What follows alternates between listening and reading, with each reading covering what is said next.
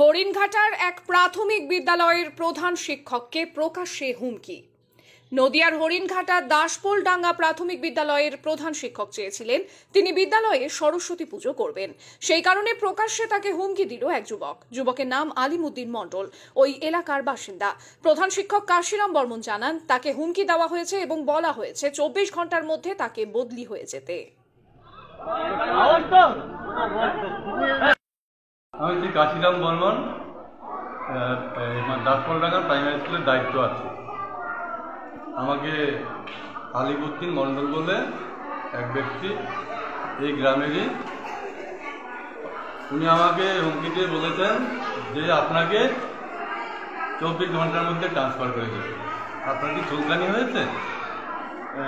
চুলকানি হতেছে আপনার? ওই সরস্বতী পুজো মিটিং ডেকেছিল,